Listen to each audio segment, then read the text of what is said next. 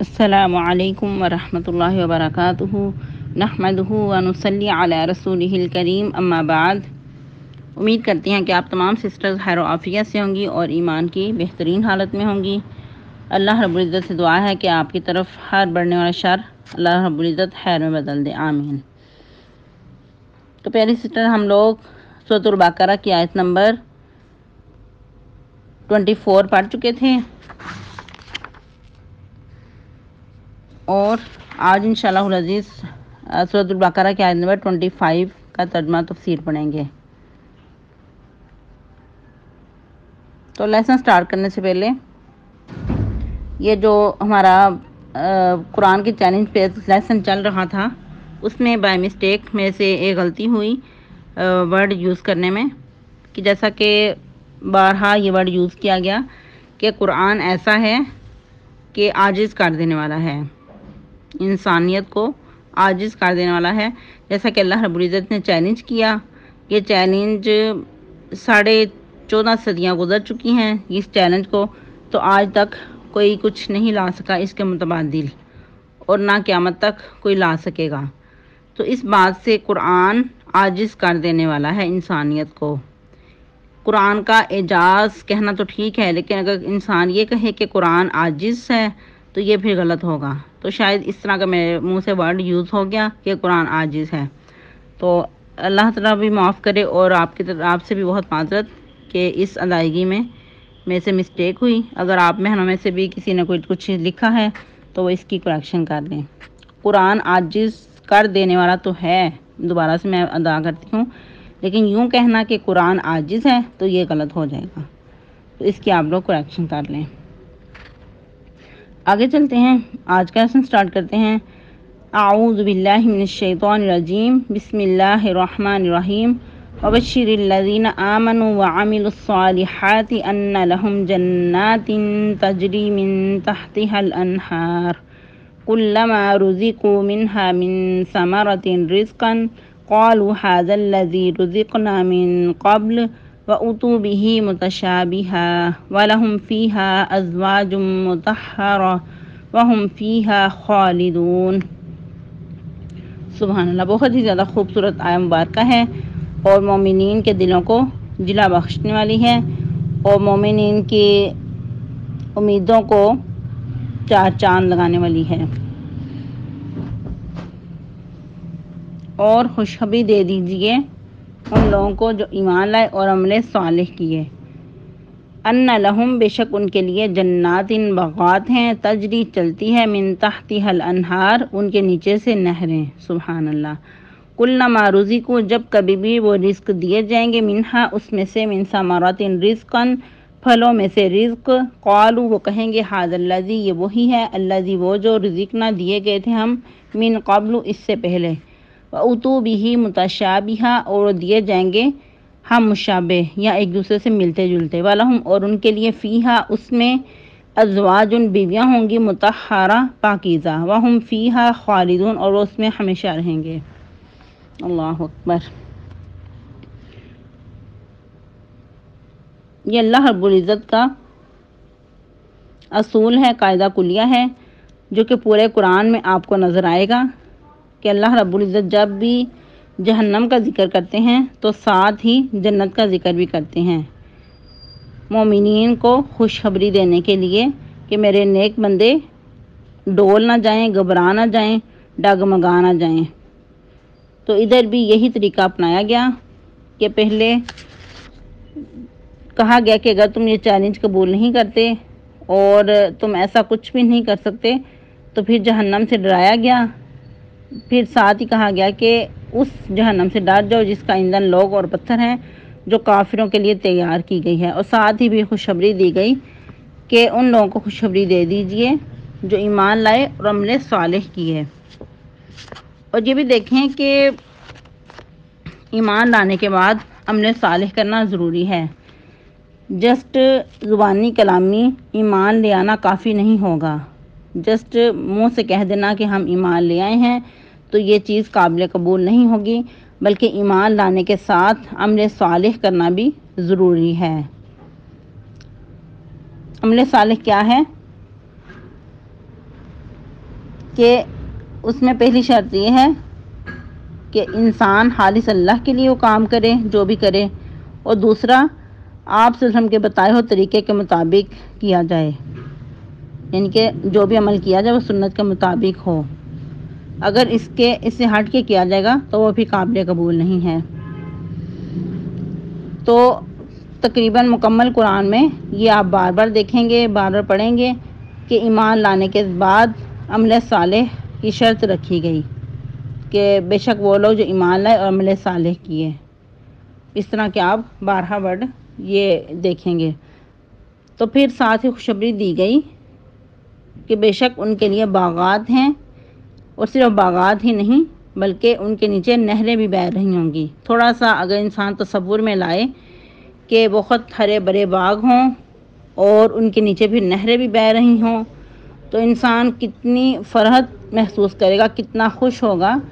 اور ویسے بھی انسان جب سبزہ دیکھتا ہے، ہریالی دیکھتا ہے، تو انسان کی جو طبیعت وہ فریش ہو جاتی ہے، انسان کو دکھ درد بھول جاتے ہیں۔ بلکہ یہاں تک کہ اگر کوئی بیمار ہو تو ڈاکٹر حضرات اکثر ان کو جو معالج ہیں مشورہ دیتے ہیں کہ آپ لوگ چہل قدمی کریں اور ننگے پاؤں گھاس پہ چلیں پھریں، تو آپ کی طبیعت بہتر ہو جائے گی یا آپ ٹھیک ہو جائیں گے۔ تو یہ انسان کی نیچر ہے کہ انسان سبزہ دیکھتا ہے، ہریالی دیکھتا ہے تو خوش ہوتا ہے، انسان کی طبیعت فریش ہو جاتی ہے۔ تو ادھر بھی اللہ رب العزت نے کیا فرمایا کہ باغات ہیں، ان کے نیچے نہریں بہہ رہی ہوں گی۔ یہ تو ایک چھوٹی سی مثال دی جا رہی ہے، ورنہ جو جنت کی نعمتیں ہیں وہ لازوال ہیں، کسی دل نے اس کا تصور بھی نہیں کیا، کوئی دل اس کے بارے میں سوچ نہیں سکتا کہ اس کی خوبصورتی، اس کا کمال کیسا ہوگا۔ پھر فرمایا کلما رزقوا، جب کبھی بھی وہ رزق دیے جائیں گے، منہا اس میں سے پھلوں سے رزق، تو وہ کہیں گے یہ وہی ہے جو ہم پہلے بھی دیے گئے تھے، اور وہ ایک دوسرے سے ملتے جلتے ہوں گے۔ اس کا بھی دو معنی ہیں، ایک تو یہ ہے کہ جو جنت میں ان کو نعمتیں دی جائیں گی، جو پھل ان کو دیے جائیں گے وہ ایک دوسرے سے ملتے جلتے ہوں گے، یا دوسری یہ بات کہ جو ان کو پھل دیے جائیں گے وہ دنیا سے ملتے جلتے ہوں گے، یعنی کہ جو ان کی شکل و صورت ہوگی وہ دنیا کے پھلوں سے ملتے جلتے ہوں گے، تاکہ انسانیت جو ہے وہ مانوس ہو جائے۔ دکھنے میں تو وہ یعنی کہ دنیا کے پھلوں کے مشابہ ہوں گے، لیکن جو ان کی خوبصورتی ہے اور ان کے جو ذائقے ہیں وہ لازوال ہوں گے، کیونکہ جنت میں کمال ہی کمال ہے۔ اور جس طرح کہ فرمایا قرآن مجید میں سورہ سجدہ میں فَلَا تَعْلَمُ نَفْسٌ مَّا أُخْفِيَ لَهُم مِّن قُرَّةِ أَعْيُن، کہ کوئی نفس نہیں جانتا کہ اس کے لیے اس کی آنکھوں کی ٹھنڈک اس سے کیا چھپا کر رکھی گئی ہے۔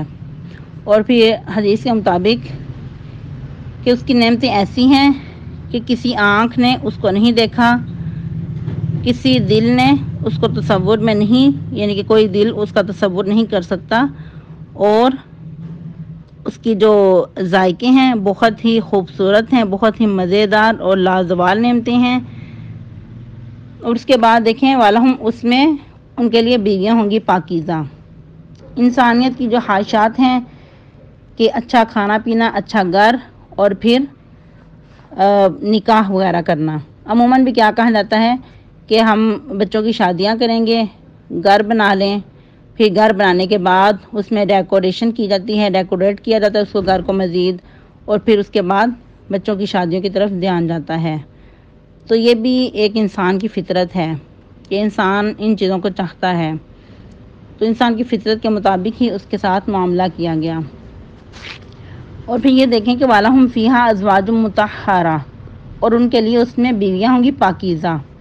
اس کے بھی دو معنی ہیں، ایک تو یہ کہ ظاہری علائشوں سے پاک، یعنی کہ حیض و نفاس سے پاک،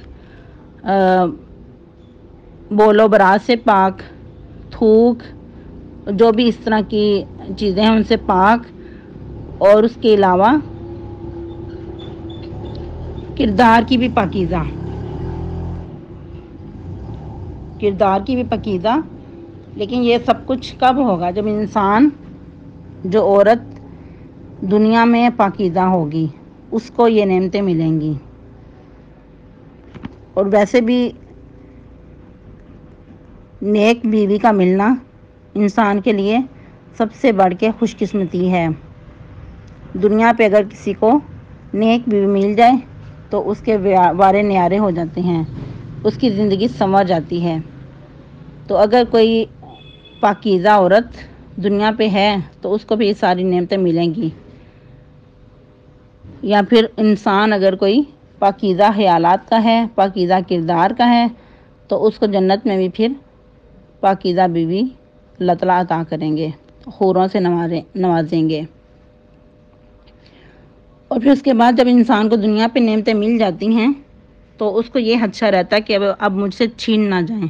پہلی بات تو نعمتوں کا ملنا مشکل، لیکن اگر نعمتیں مل بھی جاتی ہیں تو پھر اس کے چھین جانے کا ڈر رہتا ہے، یا پھر اس کو اپنی موت کے بارے میں بھی کوئی پتہ نہیں کہ کب آ جائے، یعنی کہ اس کے پاس یہ نعمتیں ہمیشہ نہ رہیں یا پھر وہ ہمیشہ نہیں رہے گا۔ اس کو یہ بھی اچھا لگا رہتا ہے کہ کب موت آ دبوچے اور یہ نعمتیں چھین جائیں۔ لیکن اللہ رب العزت وعدہ کر رہے ہیں کہ جنت کی جو نعمتیں ہیں ایسی لازوال ہیں کہ نہ ختم ہوں گی، نہ اس سے روکا جائے گا۔ اور پھر سب سے بڑھ کے وَأَنْتُمْ فِيهَا خَالِدُونَ، یہاں وَهُمْ فِيهَا خَالِدُونَ کا ورڈ یوز کیا گیا ہے، اور مقامات پہ وَأَنْتُمْ فِيهَا خَالِدُونَ کا بھی وعدہ کیا گیا ہے۔ اور پھر فرمایا کہ تم اس میں ہمیشہ رہو گے، تم کبھی نکالے نہیں جاؤ گے، کبھی وہ نعمتیں تم سے چھین نہیں جائیں گی۔ سبحان اللہ، یہ جنت کا کمال ہے، یہ اللہ رب العزت کی طرف سے وعدہ ہے۔ لیکن کن کے لیے؟ جو اللہ رب العزت کے نیک بندے ہیں، جو ایمان لانے کے بعد عمل صالح بھی کرتے ہیں، ان کے لیے ساری نعمتوں کا وعدہ ہے، ان کو ساری یہ خوشخبری دی گئی ہے۔ سبحان اللہ۔ آج کے لیے اتنا ہی کافی ہے، اور آپ لوگوں نے اچھے سے یاد کرنا ہے اور سنانا بھی ہے، اور سبق سنانے میں سستی نہ کیا کریں۔ آپ لوگوں سے یہ ہم ڈیمانڈ نہیں کرتے کہ آپ بہت لمبا چوڑا سبق سنایا کریں، مختصر چاہے سنا دیں، جو خلاصہ ہے وہ بیان کر دیں، لیکن چھٹی نہ کیا کریں۔ اللہ رب العزت آپ سب کا حامی و ناصر ہو۔ والسلام علیکم ورحمۃ اللہ وبرکاتہ۔